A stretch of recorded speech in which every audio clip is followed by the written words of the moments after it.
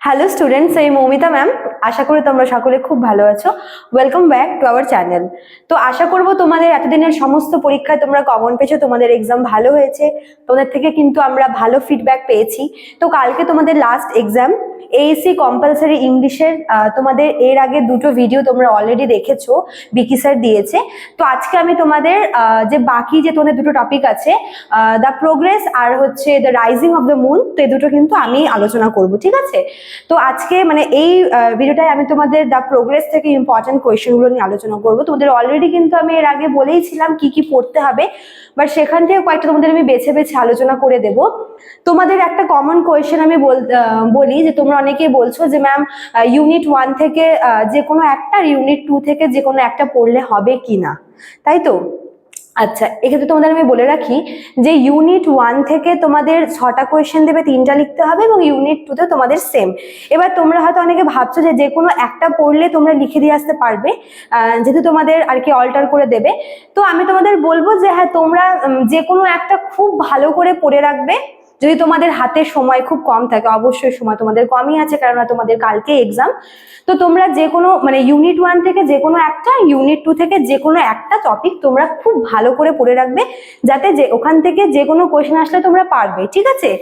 আরেকটা যে টপিকটা তোমরা স্কিপ করতে চাইছো, ওটা তোমরা পুরোপুরি স্কিপ না করে যদি তোমরা ওটার মানে ক্রিটিক্যাল অ্যাপ্রিসিয়েশনটা বা যদি তোমরা ওটার যে সেন্ট্রাল থিম সেটা পড়ে রাখো, তাহলে কিন্তু তোমাদের খুব সুবিধা হবে, ঠিক আছে?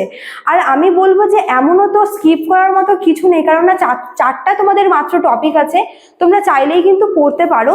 তবুও অনেকে আমাকে বলছো যে স্কিপ করবে। তো তোমরা যে কোনো একটা টপিক ভালো করে পড়ো, মানে প্রতিটা ইউনিট থেকে একটা একটা করে টপিক ভালো করে পড়ো। আরেকটা টপিক তোমরা একদমই ছেড়ো না, সেখান থেকে যাতে কিছু লিখে দিয়ে আসতে পারো, তেমন ভাবে জাস্ট ওই গল্পটার তোমরা সামারিটা বা ক্রিটিক্যাল অ্যাপ্রিসিয়েশনটা তোমরা কিন্তু দেখে যাবে, ঠিক আছে? তো ক্লাসটা শুরু করি তার আগে বলে রাখি, যারা নেক্সট সেমিস্টারের জন্য আমাদের কাছে অনলাইনে পড়তে চাইছো, তারা কিন্তু আমাদের অফিসিয়াল নাম্বারে যোগাযোগ করতে পারো। আমাদের অফিসিয়াল নাম্বার দেখো দেওয়া আছে এখানে, দুটো নাম্বার। একটা হচ্ছে 6295916282, আর একটা হচ্ছে 7076398606। ঠিক আছে, চলো শুরু করে দিই আজকের ক্লাসটা। তো প্রোগ্রেস থেকে তোমরা যে কোয়েশ্চেনগুলো খুব ভালো করে পড়বে, দেখো প্রোগ্রেসটা তোমরা জানোই যে এটা হচ্ছে খুব মানে কি বলবো, একটা রিয়ালিস্টিক একটা আর কি তোমাদের গল্প, ড্রামা একটা। তো এখান থেকে তোমাদের প্রথমে যেটা পড়তে হবে সেটা হচ্ছে টাইটেলটা, ঠিক আছে? মানে এই গল্পটার নাম, এই ড্রামাটার নাম হচ্ছে প্রোগ্রেস কেন, এটা তোমাদের আর কি খুব ইম্পর্টেন্ট। 1 নাম্বার বললাম টাইটেল। 2 নাম্বার তোমরা পড়বে হচ্ছে মিসেস মেলডনের ক্যারেক্টারটা।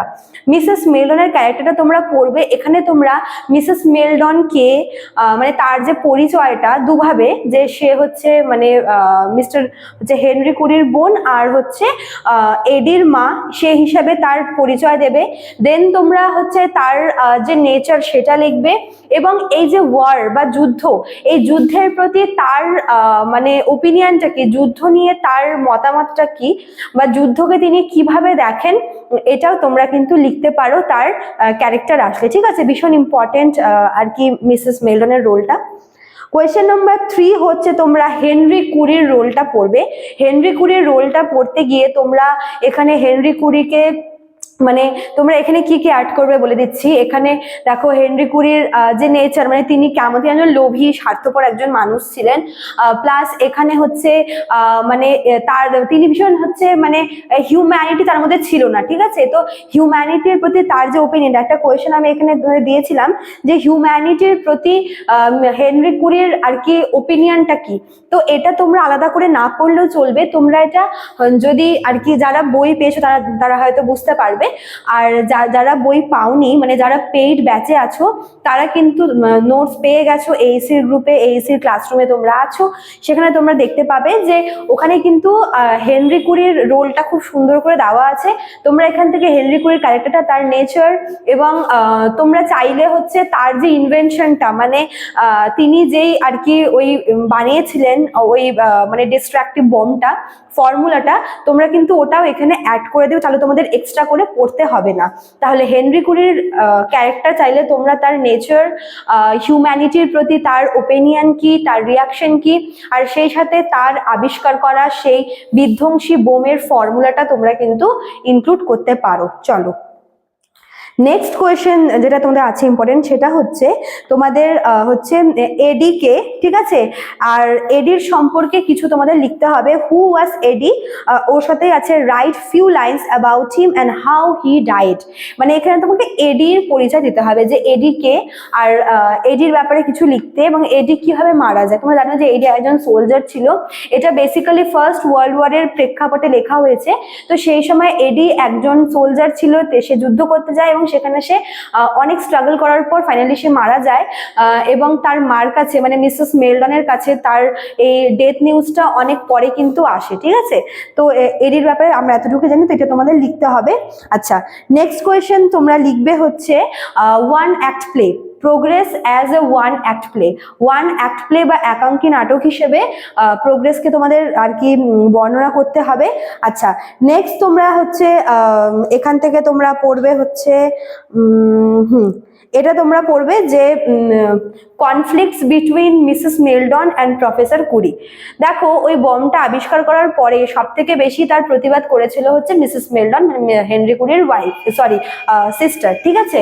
তো তাদের মধ্যে কিন্তু একটা কনফ্লিক্ট হয়, একটা মতবিরোধ দেখা যায়, এবং আমরা দেখি যে তার দরুন কিন্তু মিসেস মেলডন তার দাদাকে মেরে ফেলে, ঠিক আছে। তো এই কনফ্লিক্টটা কিন্তু ভীষণ ইম্পর্টেন্ট, তোমাদের এটা আসতেও পারে। আচ্ছা নেক্সট তোমরা যেটা পড়বে এখান থেকে সেটা হচ্ছে তোমার how did Mrs Meldon react to the horrible and devastating weapons of war.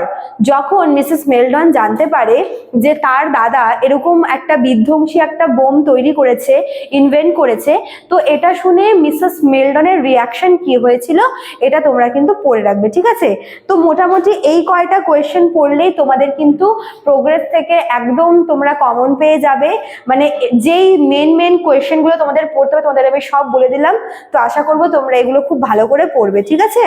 চলো নেক্সট আমি তোমাদের হচ্ছে অবশ্যই তোমরা এই সামারিটা তো পড়েই রাখবে।